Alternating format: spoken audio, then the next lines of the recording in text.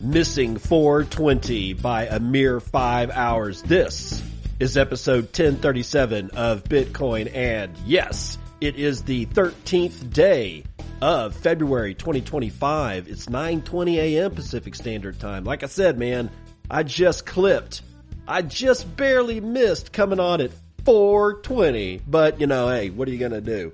Okay, so I'm gonna do some, instead of like yesterday, I did a whole episode, or almost a whole half episode on mycelial connections in the forest and whatnot, and people seem to really enjoy that. Today, I am going to go back to the news because it is a news-heavy day, and there's some funky stuff going on. We're going to talk about Galoy is launching a loan product against Bitcoin.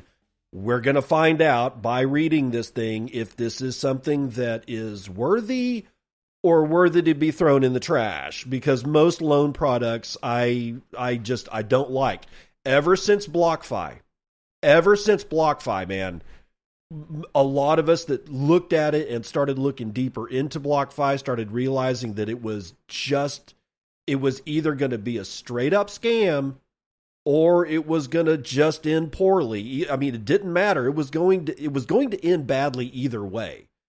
And it did. It was part of the whole FTX, Alameda Research, BlockFi, the whole tumble when all the shit came tumbling down. Yeah, BlockFi was there and they were doing Bitcoin loans. We warned, let's see if Galoy is going to actually do this the right way or if they're just going to do it the wrong way. One of the Fed governors is saying that banks or non-banks should also be able to, issue stable coins. And we've got a battle between JPMorgan and Tether. They're sniping at each other, and it is on an important subject, so we're going to go through that. Wyoming is in the news. There's yet more warnings as to why you don't talk about Bitcoin in meat space or wear swag or, get hammered at a Bitcoin conference and walk your happy ass out into the parking lot all by your lonesome at 2:00 in the morning. All right. Another warning. Coracle has an update. There's some stuff going on with the U.S. Customs and Border Patrol, and then Cold Card also has an update. But before we do any of that, I want to go back to yesterday's episode, because what I failed to do is I had alluded to the fact that I was listening to the Survival Podcast, Jack Spirico's podcast, and he had done two entire episodes that were not generated by AI, because it's his voice. He's the one that's doing it.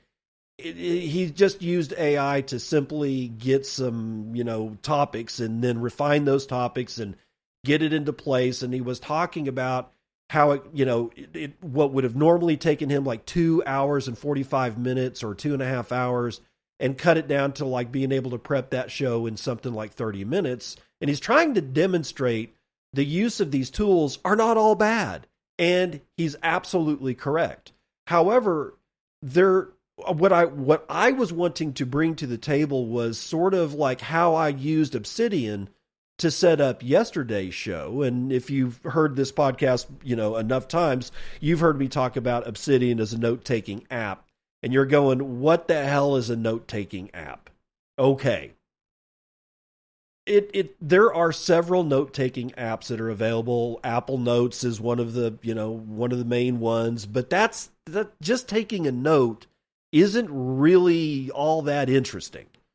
It reminded me of something. No.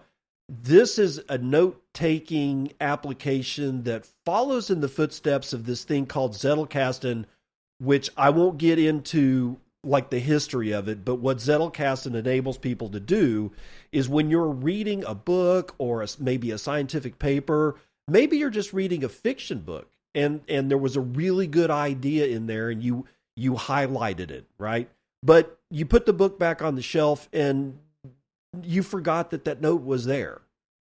Without a system of being able to take these notes from the stuff that you read, or you can use it to even take notes from like something that you heard on a podcast or an audiobook, or, as long as you have a system to where after you've taken the note, you have a place to go compile that note alongside the rest of the other notes that you're doing, then you have the possibility to make the connections between the notes. And that's one of the reasons why I use Obsidian. And there's other things like it. There's something called Roam, and there's 2 or 3 other ones. But I love Obsidian. It is rock solid as a platform. It doesn't tweak out on me. It's got a great community development, developer community behind it, and the plugins that those people build and make and whatever. Most of them are free. You can give them money if you want, and I highly recommend doing that. But the main application of Obsidian is also free, and you can tip those developers as well. And I also recommend that you do that. But the platform is so rock solid. I've never had a problem. I've never seen it glitch out. I've never seen it crash, and I've put my shit through the ringer, right? So that's one of the reasons why I use Obsidian. Now, any of these note-taking apps that work sort of in the Zettelkasten mentality of being able to take notes and relate those notes to other notes, maybe not even from the same book. Maybe I'm reading something about mycorrhizal fungi and they talk about carbon, and then all of a sudden I start looking around my Obsidian repository, which it's got a great search function. And I can say search only in my old notes that I've already done for the word carbon. Don't look anywhere else. And then all of a sudden it will show me all the notes where I talked about carbon, because I know somewhere in there I've got a note that somehow relates to what it is that I'm just writing. And then I go and I look, and it takes time, but it's worth it, because then I'll happen across a note saying that's the one I was thinking about. Now, see, now I can remember. If I were to try to do this with a bookshelf full of books that I've read, good luck, because it shit ain't going to happen. You're not even going to remember where the hell it was. This enables you to use computers and the beauty of a search function to be able to go pull out these notes. Now, that's half of the story. The other half of the story is that now that I'm writing this new note and I found my old note, I can slip in a function, and it's real easy. To me, it's just I start with bracket, and Obsidian knows that I'm trying to link to another thing in my Obsidian repository where I keep everything. And then it will give me some suggestions, but I already know the name of the note, the title of the note that I'm looking for, because I just found it. And I start typing that in, and it's like, oh yeah, you mean this one, and it populates a pop-up list, and I just select that note in the pop-up list, and boom, I've got a link. It's like a URL or like a hyperlink, except it only goes back to that note. So now the next time that I see that note, I look down and go, oh, I've got this related to another note. And then if I click that, I get that other note that I've related this other note to. I know that sounds kind of confusing, but it's a way to it's a way to form a relationship between two things that might be dissimilar, but when you're reading it, and this all boils down to, it depends on how you take notes, on what you're looking for, on what your center of interest is in, and everybody's going to be different. So all I can describe is sort of how I used it to do yesterday's show. So now that I've got this note, and I go down to the bottom where I put, hey, this is all my related notes are like right here. And then I put and I might have one. I might have two. Hell, I might find that a note that I just wrote relates to 3 different notes from 3 completely different books. So now I've got like a little bibliography inside of my new note that takes me to what I remembered it related to last year. You're not going to be able to remember that all by yourself. And that's the power. So that's the way that I used Obsidian to build the show yesterday. It's not artificial intelligence. I'm not suggesting that my method is better than Jack's method of using AI. It's comparing apples and oranges. However, we were both able to produce some really good shows simply by using a tool set. He used AI for his 2 Matrix shows, and I used Obsidian and the Zettelkasten method to do yesterday's show. And y'all seem to really like it. So what I was able to do is start with a single note and say, where does this lead me? Well, I know I have directionality. I know the direction that I can take because I can just look at the bottom of the note and say, okay, well, there's 2 notes there. What are they? How are they related? And then I'm going down the rabbit hole. And 20 minutes to 30 minutes later, I had an entire show set up. And all I had to do was use my own brain to sort of organize it. And boom, I already had all the material that I needed to talk about right in front of my face. And because I had all the notes opened, and I organized them in the way that I wanted to do that. So like I would like start looking at one note as I was talking and go, tell you the information in there and how it related to what I was talking about, and then boom, close that tab because I can keep multiple tabs open and each tab represents a different note in Obsidian. And then I move to the next note. And then I move to the next note. So it's a combination of presentation skill, public speaking skill, and having solid material to actually work with. So this is another way. However, what I want to make painfully clear is that I've been working on this Obsidian repository for over a year and a half, and it's pretty big. There's going to be a way to get AI to crawl through just my notes, not connect to the internet, not look at anything else, just my 1 or possibly 2 repositories and ask it a question.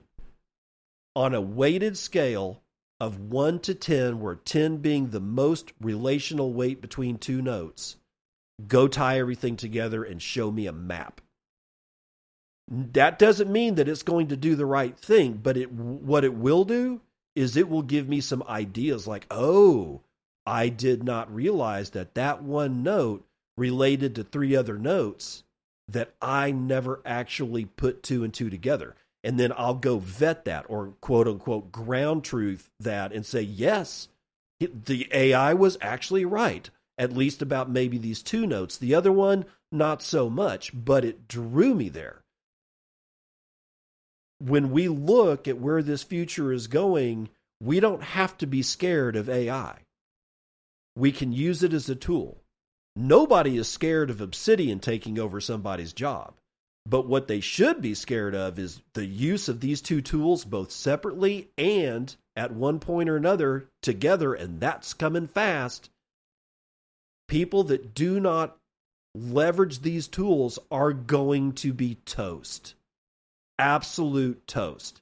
In fact, maybe I'm thinking about possibly doing a Zap stream where I talk about Obsidian so that you can actually see what it is that I'm doing. If you really want to see that, boost today's show, not yesterday's show or the day before. Boost today's show. I don't care if it's only 100 sats because that's the minimum that you can do. I don't care. I don't need you going, hey, I do 27. Give me 27,000 sats so that I'll put your idea up there. That's not it. I just need some feedback as to whether or not you would want to go sit on a Zap stream and look at watch a video, maybe ask me some questions about Obsidian and how it's used and what it looks like.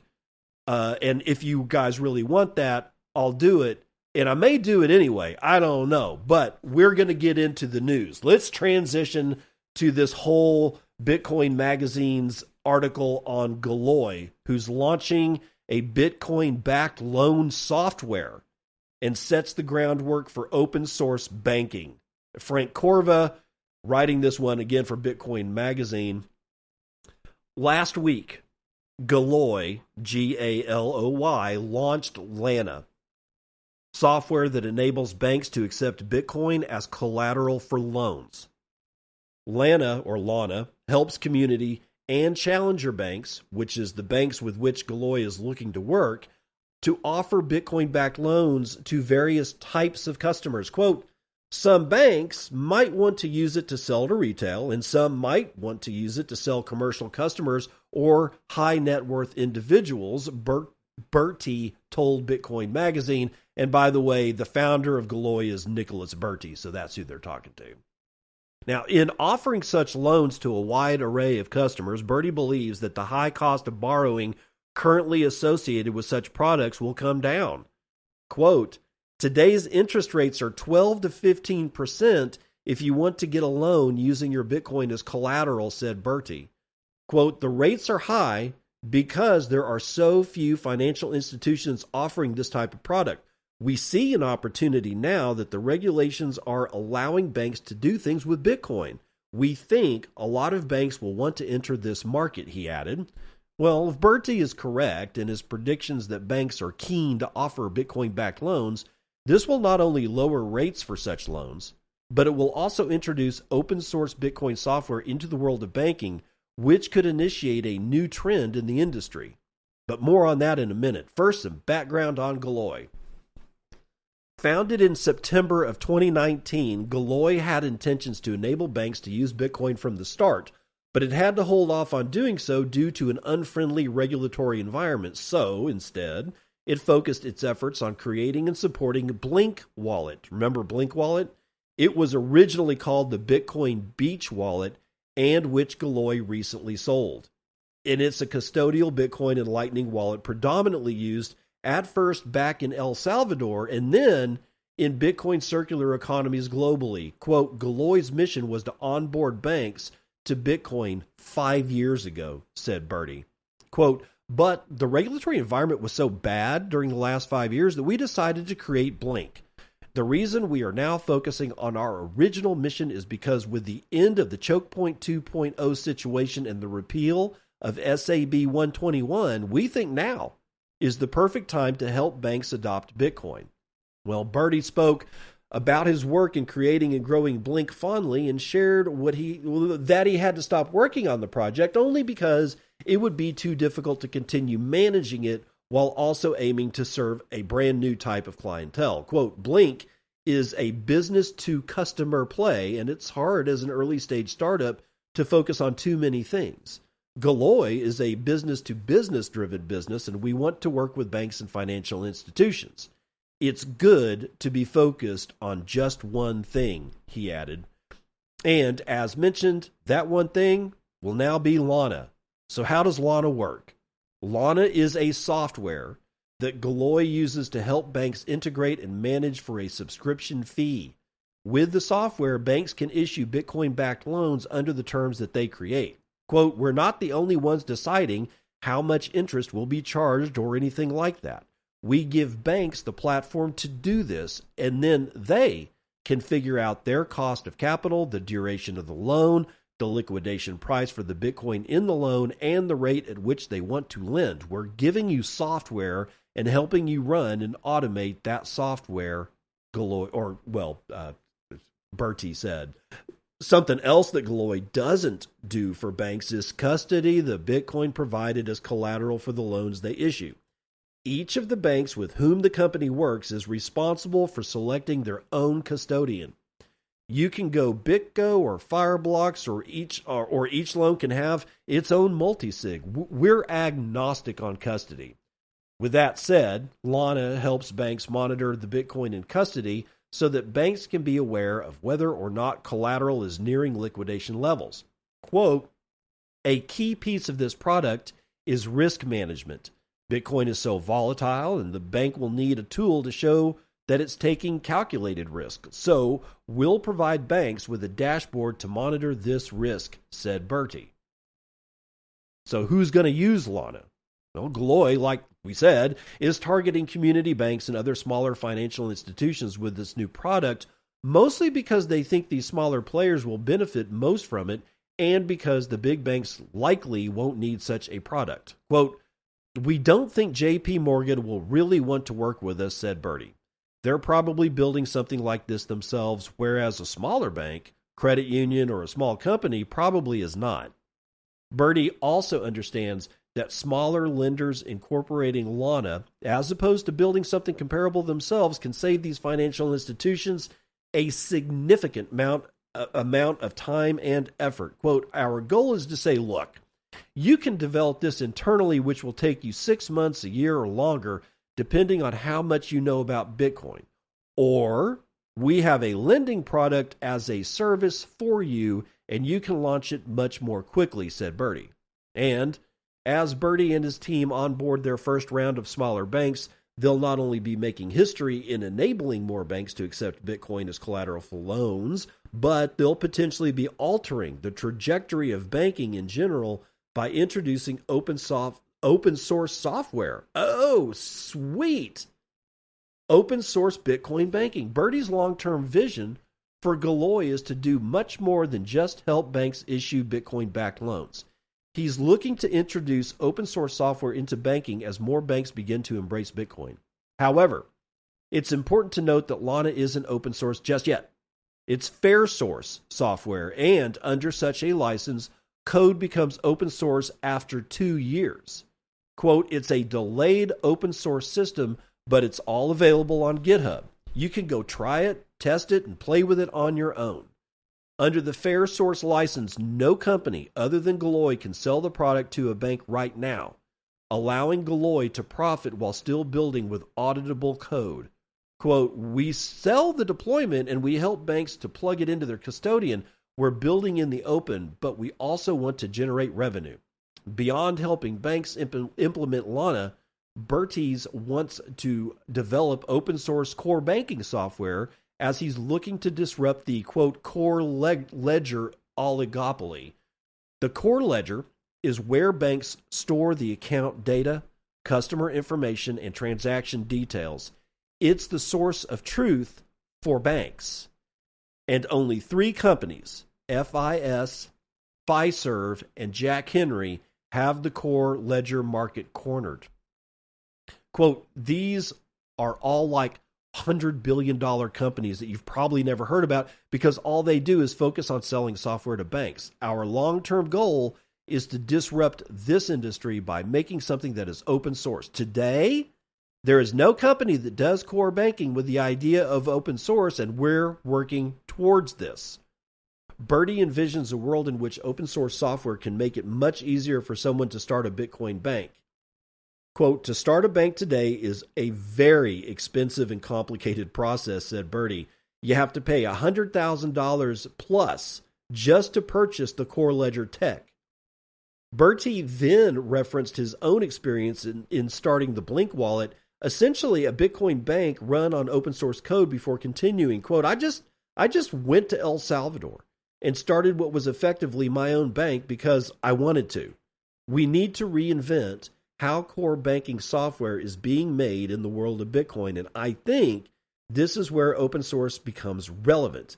This is really why I think the world of banking and Bitcoin will become very different from the world of banking with fiat, and I think we're one of the companies at the forefront of this. Okay, again, that was written by Frank Corva, who sounds to me like he just had a flat-ass interview with Mr. Bertie over there. I'm liking what I'm seeing, because it's not a lone product that Bertie is constructing himself. That's what BlockFi did. And we all saw how that shit went, right? This is a software package that is open source and or will become open source after 2 years, but you can still go look at the code. You can still go audit it. You can still go run it. You just can't make a buck from it for 2 years. I actually don't have a problem with that. I'm surprised it's not 5. But still, I like the fact that they are not offering a loan product. They're offering a set of a software suite to banks to make it easier for banks to make those loan products.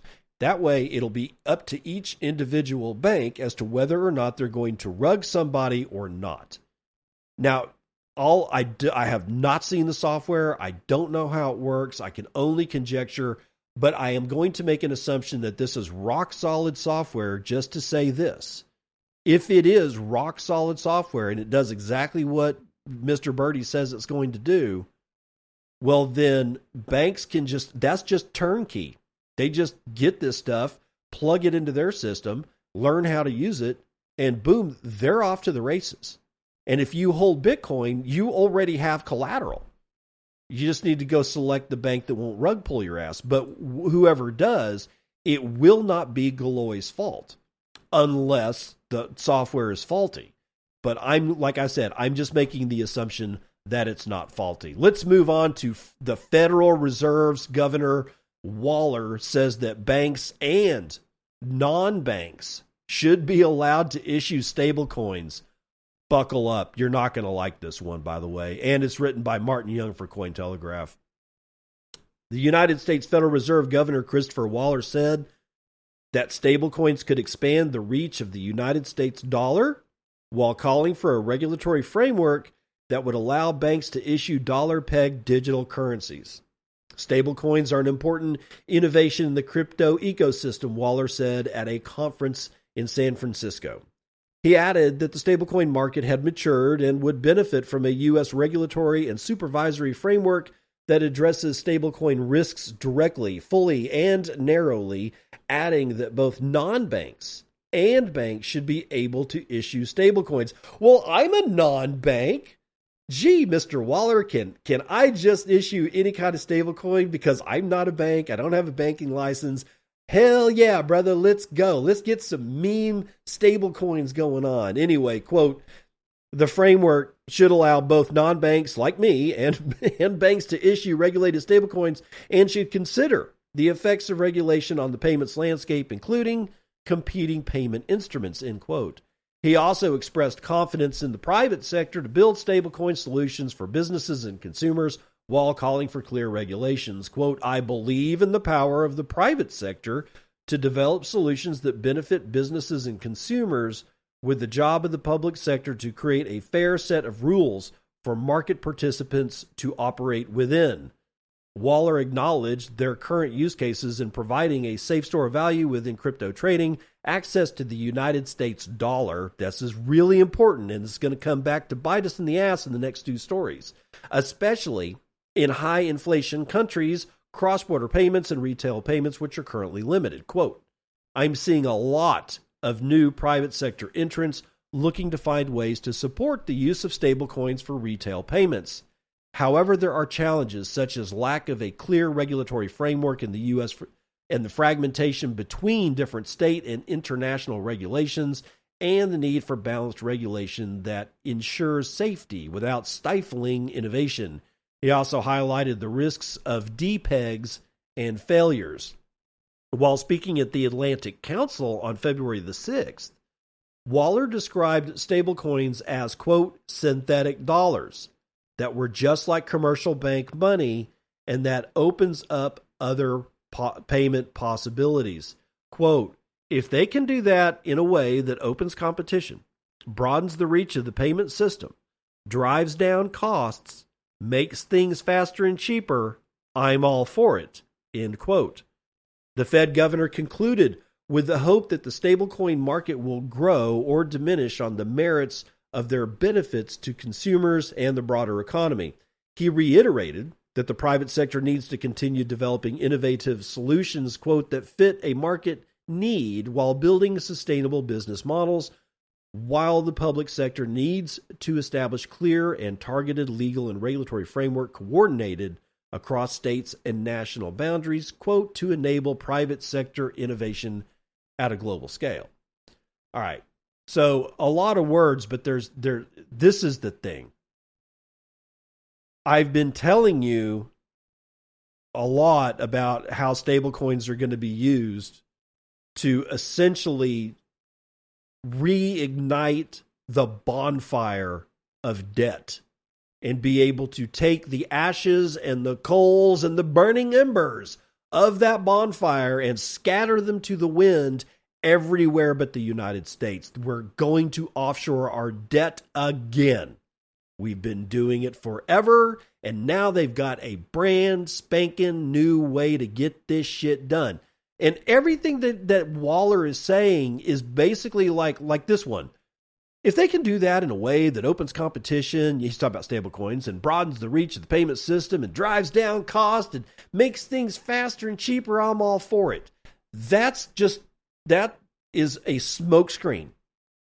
Because what they don't give a shit if it lowers cost. They don't care if it's faster and cheaper. I guarantee it.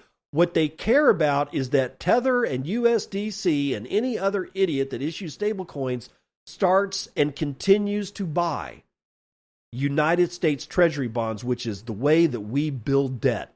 We just print it. This is so far beyond credit markets. It's not even funny. This is just flat debt. And we're going to offshore all of that debt to every other country in the world. And they're going to do it through stablecoins. This does worry me. Because stablecoins they're centralized. That's why they work fast. Tether is a centralized thing. It is not decentralized. Do you have a Tether node? No, you don't.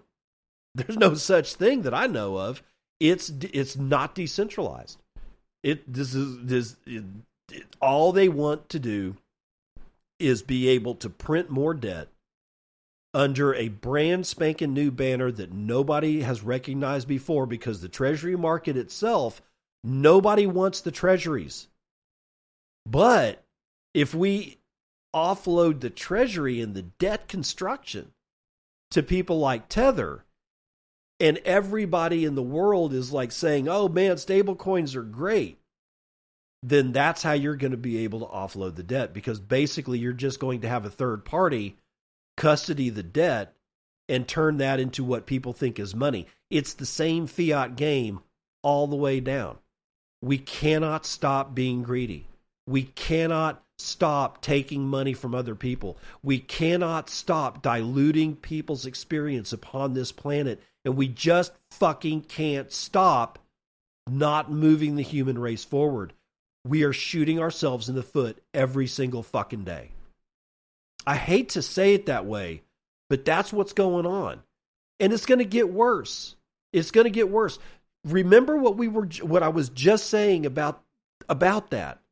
Now, let's talk about what JPMorgan is saying about Tether. Now, this is from CoinDesk, and it's written by Will Canny, and it says, Tether may have to sell some Bitcoin to comply with U.S. stablecoin rules, according to JPMorgan.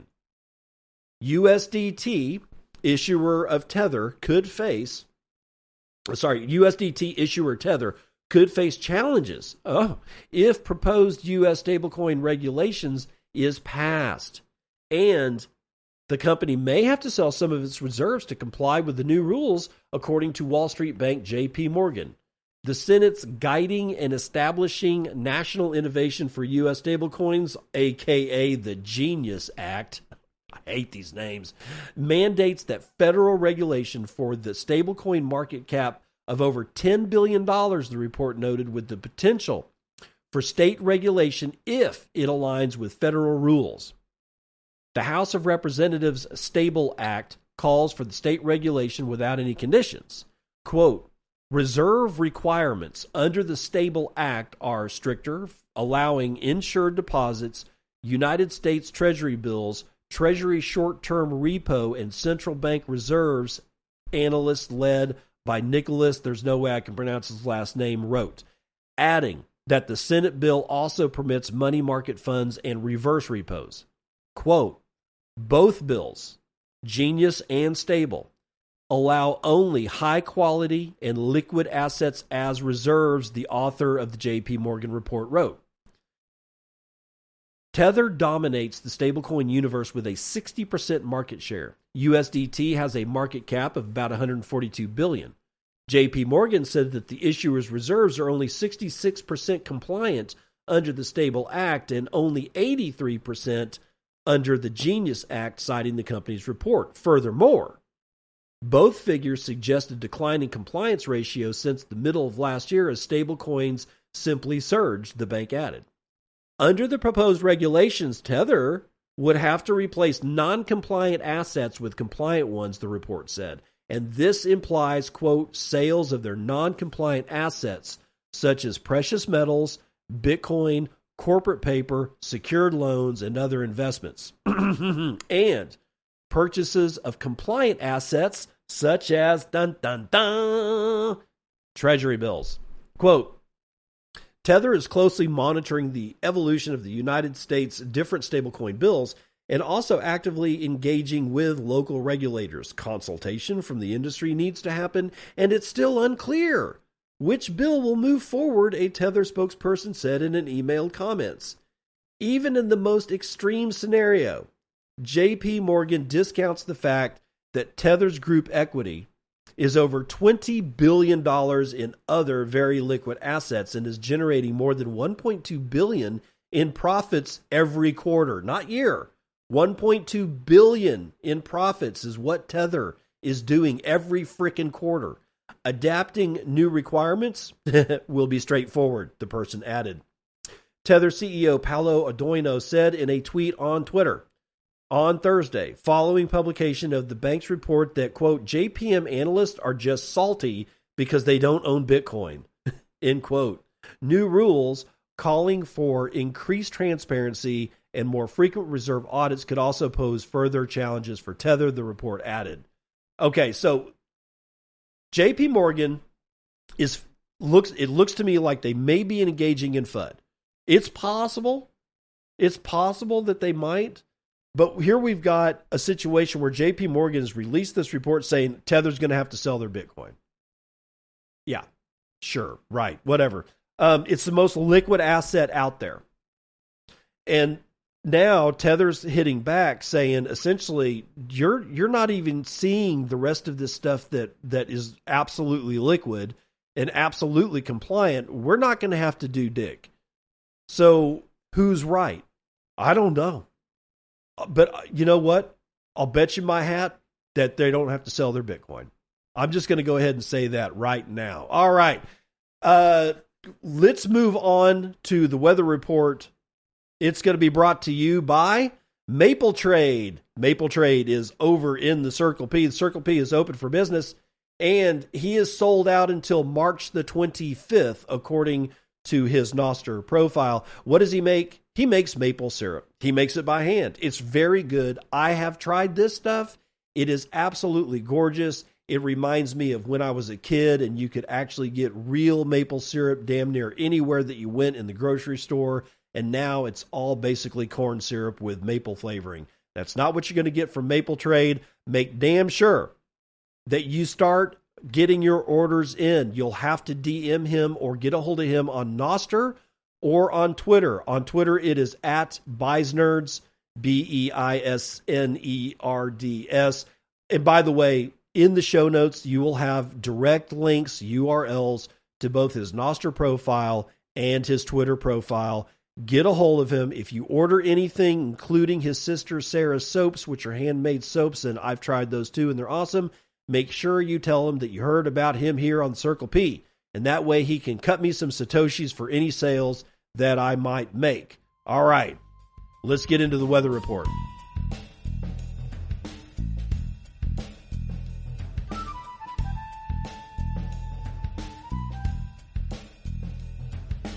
CNBC futures and commodities. West Texas Intermediate oil is down 0.13% after a pretty brutal aftermarket performance last night. It's down to 71.28. Brent North Sea, however, holding its own. It's down slightly to 75.01 cents. Natural gas is swinging for the fences. 1.7% to the upside brings it to $3.62 per 1,000 cubic feet. Gasoline is up over a half to $2.10 a gallon. Gold doing well today, up 2/3 of a point to $29.46.50. Congratulations, Peter Schiff. Silver is down 1/4 of a point. Platinum is down a half. Copper is up 1.5, and palladium is up 3 1/3. Ag is looking pretty green today. Biggest winner is chocolate, 3.64% to the upside. The only one in the red is cotton, 0.79% to the downside. Live cattle is up 1/3. Lean hogs are down 1/3. Feeder cattle are up almost a full point. The Dow is up over 1/4 of a point. The S&P is up over a half point. NASDAQ is 0.82% to the upside, and the S&P Mini is 0.3. Now, on to Clark Moody Bitcoin, or dashboard.clarkmoody.com, where we have a price of $95,740 because paper hands out there just keep lighting themselves on fire. We got a $1.9 trillion market cap. We can only purchase 32.7 ounces of the shiny metal rock with our one Bitcoin, of which there are 19,823,551.16 of. And average fees per block are low, but don't expect that to last. Why? Well, because the mempool is now chilling out. High priorities, 8 Satoshis per VByte. Low priorities are at 6. But we have 23,000 unconfirmed transactions waiting on a total of, 16 blocks to clear. Now, why am I saying get ready? Well, it looks like those blockchain wizard guys, the inscriptions and ordinal guys, Udi Wertheimer, I told you that they were going to get like $30 million. Well, it looks like they've closed that deal because inscriptions are all over the blockchain. They started coming in today, and it's just, they're everywhere. It's like what the blockchain, or it's like what the mempools around the world used to look like, except there's not quite so many blocks as of yet. But man, I'm looking at mempool.space right now, and I've got it set to where all I'm seeing is inscriptions, and they're freaking everywhere. So it looks like they've been funded over at Bitcoin Wizards or whatever they call themselves, and spam is now entering the blockchain again.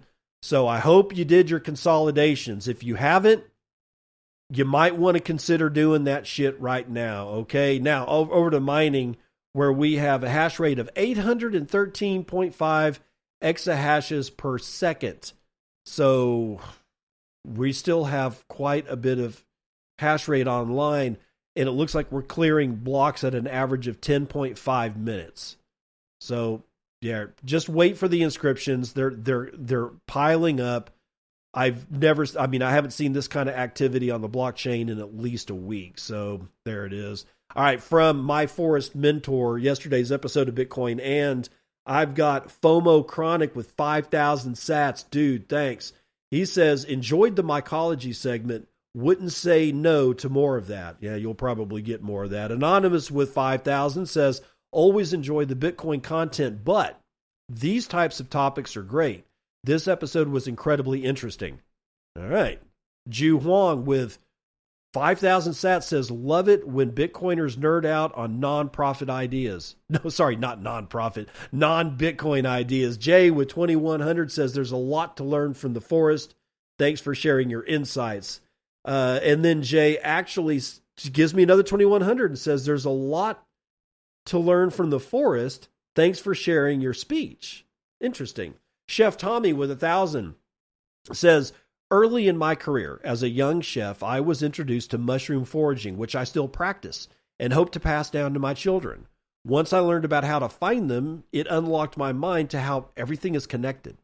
My hobby is farming a small vineyard, and making wine from it every year. Promoting soil health has been a game changer over the years. I'm not only practicing viticulture, but also becoming a mycelium and dirt farmer. This was a joy to hear, and thanks for making more connections with this subject to Bitcoin. Absolutely brilliant. Here is some value for value. Hopefully one day the world will understand how much mycelium can help and heal our planet. Connection is protection. Chef Tommy must listen to No Agenda, the No Agenda podcast, because connection is protection is something they say all the time over there. Thank you, Chef Tommy. I appreciate you writing that note. You're not a dirt farmer. I just want to be clear about how I feel about that. Dirt is simply the crystallized minerals from rock, but it's an absolute necessary component as the matrix for soil. And the other part of that matrix for soil is the life, like bugs and critters and bacteria and amoeba and fungi and all the neat stuff that makes soil. But you wouldn't be able to do that without the other crystalline matrix that is Dirt. When I see dirt, I see dead. You're not farming dirt. You're farming soil. Dirt is what you're beginning with. And I like thinking of it that way for myself. Of course, Chef Tommy, you are free to do whatever the hell you want. Yes, Chef. Anonymous with 1,000 says, great episode. Oh, Bodig Box Boy says, 500, absolutely nothing. 420 from a guy who doesn't even have a handle says, love that you brought the fungi talk to the podcast. Really had me thinking about comparisons between fungal networks and social media. Yeah, it's the same, dude. May have to write a follow-up to my Only Zaps article with a fungal twist. Thank you, sir. No, thank you. Pies with 420 says, value for value. Ring the bell, something in strong arm. Pies with 420 with another 3 bells and 3 strong arms. Pies with 420 says V4V. Thank you, sir. No, thank you. Permanerd with 222 says, you are a fountain app of knowledge. Thank you, sir. No, thank you. Jay with 210 says, oops, I boosted twice. I tripped, and now all of my sats are falling out of my pockets. Yodel with 200 says, into the woods.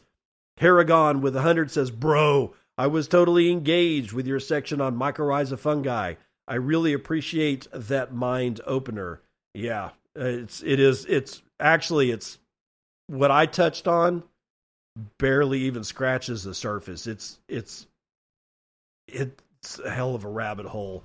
That's going to do it for the weather report.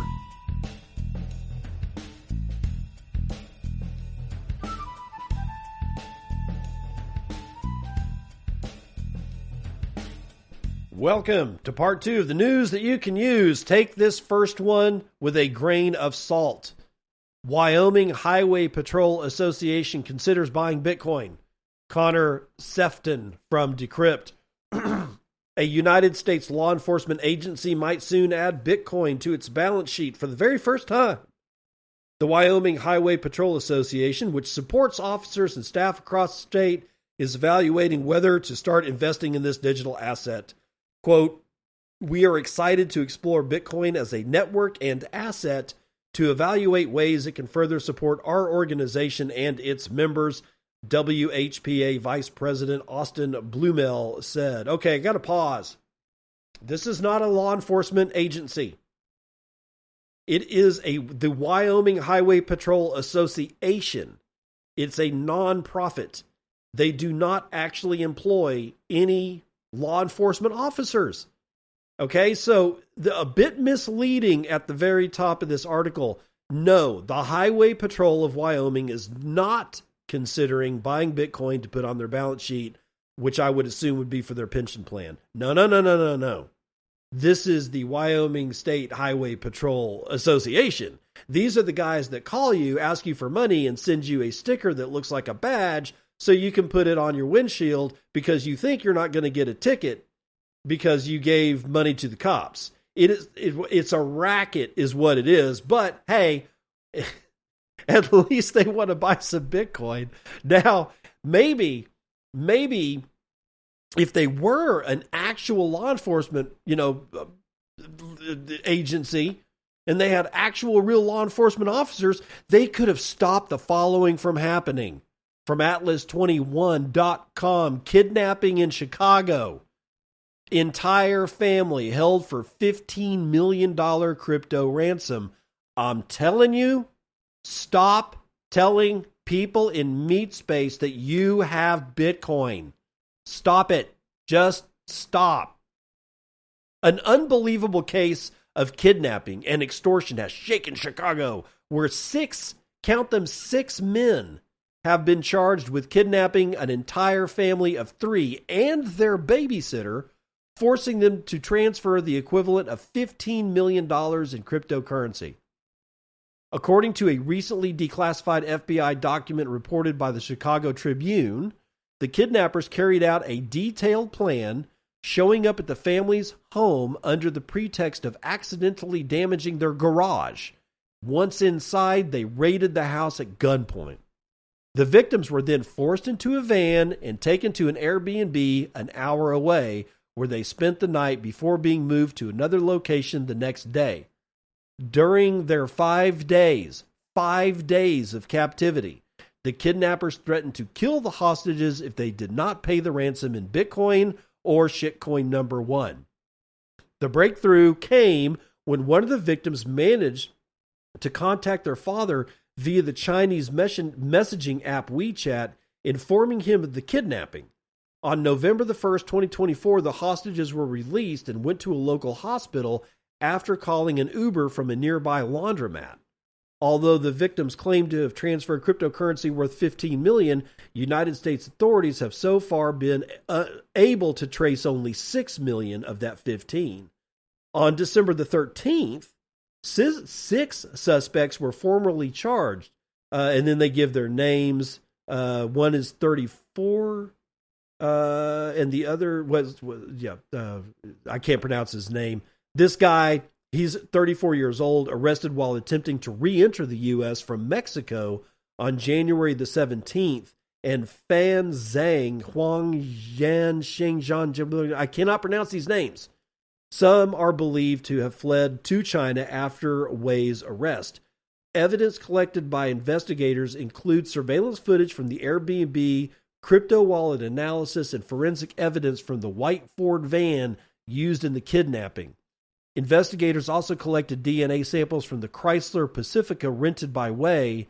At least 2 victims identified some of the alleged kidnappers through mugshots, and the victims reported that the kidnappers spoke both Mandarin and Spanish.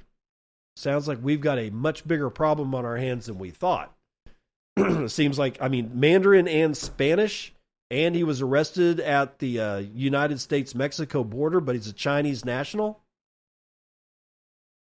Sorry, pausing to take a sip of coffee there, because that's bullshit. So, family of 3 and their babysitter. So you got a young child, probably a not much older child as the babysitter, and the mother and the father at gunpoint because somebody lied to them about running into their garage and damaging it and gained access to the house. And they had an Airbnb waiting. This family was being cased. I am telling you, this shit is going to get worse. You need to stop wearing Bitcoin swag. And I really do apologize to all the guys out there that listen to me that make Bitcoin t-shirts. I'm not trying to screw your sales up. I'm trying to keep people alive. I'm not lying here, man. I'm not, this isn't hyperbole. This shit's getting worse and worse and worse. And if you go out in public and you're wearing a great big orange shirt with a great big Bitcoin on it, that is not a Bitcoin. That is a target symbol. That is a kidnap me. I've got Bitcoin. They don't know how much you have. And you know what? It's probably not going to matter. They're just going to assume that you've got some and they want it. But now they know who to look at. They know who to throw in the van. They know who's head to bag. Stop wearing Bitcoin swag. Stop it. Stop getting hammered at fucking bars and telling people that you've got 300 Bitcoin. Stop doing that. It's nobody's business but your own. Yes, I know. You know my full name. You know I live in Eastern Washington. I have a little bit of Bitcoin. I shouldn't be saying that, but I've already been saying that for 6 years. What do you think? I am guilty of my very own stupidity. That's why I'm saying, look, please, for the love of God, don't say anything in public. Certainly don't. If you know somebody knows you've got Bitcoin and they've invited you back to their hotel room, big red flag. Even if you know them well, you don't know them well enough. You cannot allow yourself to be put in these vulnerable situations, right? Stop wearing the swag, because that way people you've never even talked to, and that's bad enough, but people you haven't even talked to now know that you probably have Bitcoin and you are now a target. So I'm serious. This is getting bad, and it's probably going to get worse. Now, Coracle, my friend Hodlbot, has released version 0.6.0. It features in-start onboarding, note scheduling, nice, and OLOS media support. It is a free and open source web client for the Nostr protocol focused on relay selection and management, web of trust-based moderation, and content recommendations, as well as privacy protection. It's available on the web and on Android. Coracle version 0.6.0 is out. I know the hype has died down, but this release brings long-awaited support for rendering kind 20 or OLOS notes. Along with that, media viewing has gotten an overhaul and should be a much nicer experience now, announced Hodlbod. This release introduces several notable improvements, including support for the kind 20 image events, the implementation of InStart for onboarding brand new users, and note scheduling via DVMs or data vending machines. Additionally, it comes with support for Tor and local relays. Quote, other than that, we've got note publish scheduling via DVM, pinned note support, and lots of improvements to speed and stability.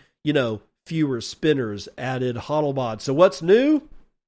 Well, support for Tor and local relays, using InStart for onboarding, organize media into grids and add full screen overlay view for images. There's a lot of bug fixes. There's a lot of stuff in here, guys. So if for whatever reason you have not been trying Coracle, I highly recommend that you go try Coracle. And where are you going to go get Coracle? Well, you're going to go get Coracle at, hold on. I got to act, Coracle.social. Yeah, it's Coracle.social. When I use it, it's just it's a cookie in my browser. It just populates up. So I never can remember if it's com or org or social or what, but it's Coracle.social. So go check it out today and tell Hodlbod that I told you all about it. U.S. Customs and Border Protection broadens its crackdown on Asian ASICS, according to a report. The U.S. Customs and Border Protection is seizing Bitcoin mining ASICs. Oh, joy. U.S. Customs and Border Protection is seizing Bitcoin mining ASICs at U.S. ports of entry at the Federal Communication Commission's direction. That's the FCC. So the FCC is telling Customs and Border Patrol or Protection to physically seize mining machines. The agency is now also detaining MicroBT and Canaan units, according to CBP documents reviewed by Blockspace Media and industry sources. One of the sources said that it had $5 million worth of its equipment seized. Quote, this is to inform you that U.S. Customs and Border Protection seized the property described below at San Francisco International Airport on January the 10th, 2025, a Bitmain S21 Pro 200th cryptocurrency mining machine, states the CBP letter shared with Blockspace Media. The letter states that the miners were seized and subject to forfeiture under Section 19 of the United States Code 1595A-C2A for involving unauthorized communication devices, interfering radio frequency equipment, and non-compliant FCC devices. Oh, this is not good. Virtually every Asian ASIC manufacturer is being impacted by customs clearance issues, said Syntec Digital CEO Taras Kilyuk. Additionally, the custom clearance issues are now occurring at numerous ports instead of just Detroit or San Francisco. One affected company said that it is seeking partners to take legal action against the government for the seizures. Jesus. So it's just Asian ASICs, but that's like 95% of the market. I don't know of anybody else outside of Asia that's actually building these things, except possibly, I think Ocean is about to get into it. I'm not sure, man, but this is not good. And it is in direct, it completely is an about face from the Trump administration saying that we're going to be the center for Bitcoin mining. Well, not if you don't let the miners in. That's not going to happen there, Don. So get off your ass and tell the FCC to stop fucking around. Maybe Doge should be sent out to the FCC to see what the hell's going on. I'll bet that'll turn them around right quick. All right, Cold Card Mark IV, version 5.4.1 and Q, version 1.3.1 have been released. There's new message signing features, new address display, and more.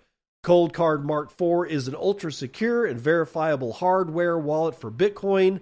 Cold Card Q is the higher end cold card that comes with a full QWERTY keyboard, a larger LCD screen, a real QR scanner, and more. The latest firmware updates for Cold Card Mark IV and Q hardware signer devices deliver new message signing features, including the ability to sign a message from secure note text or password note, JSON messaging signing, signing with a key resulting from a positive ownership check, and signing with a key selected from the Address Explorer custom path menu. It also includes Delta mode enhancements, address display changes, and many more other improvements. Quote, Delta mode is a special trick pin mode where we let it seem... This is a terrible sentence, and I'm just going to read it word for word because I can't readjust it. Delta mode is a special trick pin mode where we seem to let the attackers into your vault. They see the true XPub and your actual UTXO. Signing even seems to work, but if the transaction is broadcast, it will not be accepted by the network. We've added some updates to handle more cases where the, quote, jig is up and the cold card wipes the seed rather than reveal your seed words or other secrets, said the project.